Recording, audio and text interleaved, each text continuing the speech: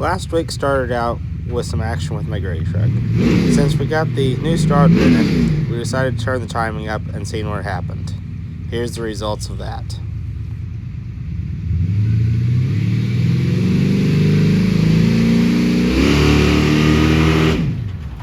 The truck leaves so much harder now with the timing turned up on it.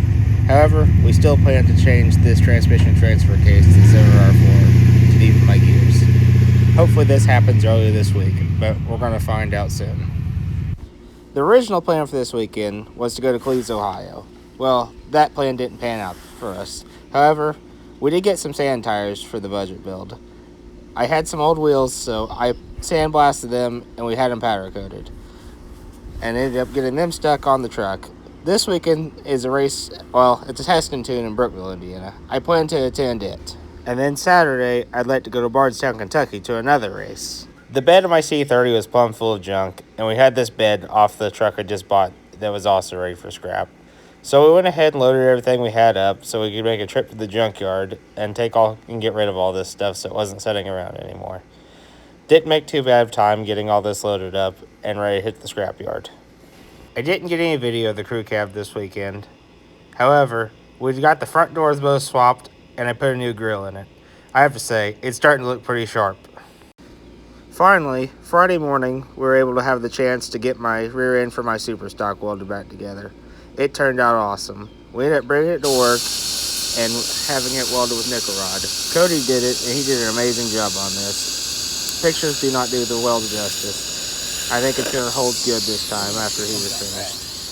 After that was finished up, getting the center section and tubes welded back together, my dad welded my mounts on for me after we set up a jig to be able to get everything back straight in line.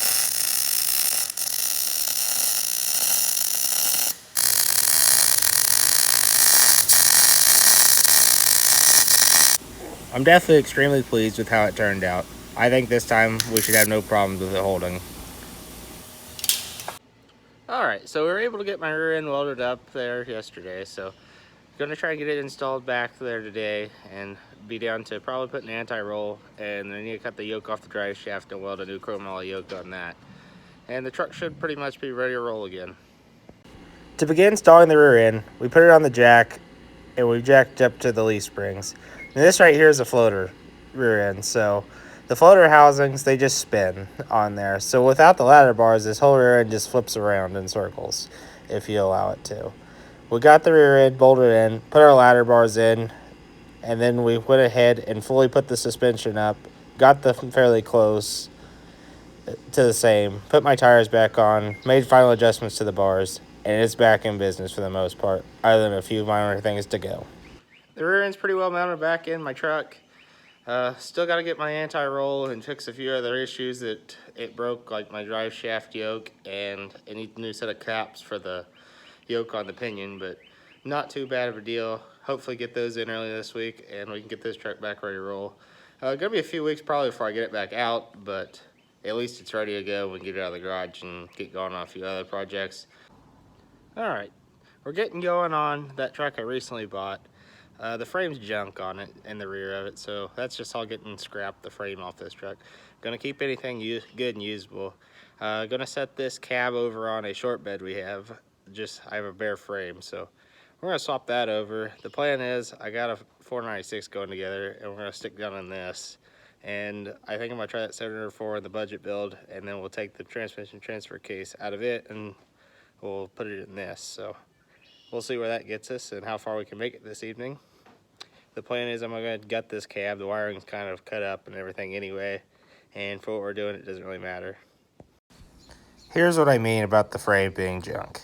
Someone's welded angle iron in on it and put a plate even behind this angle iron, and didn't honestly do that good of a job at splicing this frame back together. I'm not sure why they actually put this nice of a cab on this junky of a frame, but they did. First thing to do with this was to get everything that was not necessary off the front of this cab, just trying to lose weight. We're not going to be running the heater box or anything like that for what we're doing, and didn't need the windshield wipers or anything of that nature. A lot of the wiring that was under the hood was already cut and spliced up. Once I got the outside work done, I went into getting out the rest of the heater box out of it. Got it pulled, and man, it revealed one heck of a rat's nest for me. Got it cleaned up, And for the most part, that's the bulk of the sucky work, is trying to get to all them screws that hold a heater core box in. Once that was done, now it's just to get the rest of the wiring out of it, which really isn't that bad of a deal to get all of it out and not really have to cut anything. It sucks that this right here actually had already been cut apart, some of this wiring harness, whenever they started doing all the work to it. But it is what it is. Removing the wiring from these trucks really isn't that bad of a job. If you guys would like to see an actual video on how to get most of the wiring out of it, let me know in the comments, and maybe we'll just do a video on that.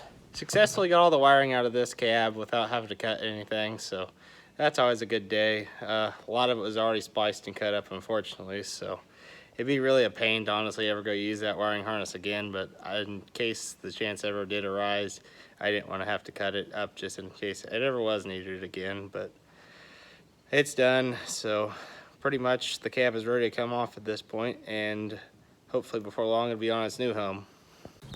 For lifting cabs off, we have a board. It's a 2x10 with some metal plate on the end that has holes to it that we can run our chain through. Off the rafters, there's a piece of angle iron, and we use a come along to get the cab lifted. It works out really well. This was on a 6-inch lift, so we ended up having to put on some roller wheels to get it out of the garage. Wasn't too bad of a deal though. Glad it's done. Once it was off, we set on this chassis jig. The chassis jig actually came with a truck I bought pretty recently. It's pretty handy for doing things like this, actually. We had a pretty successful week here at After Hours Garage.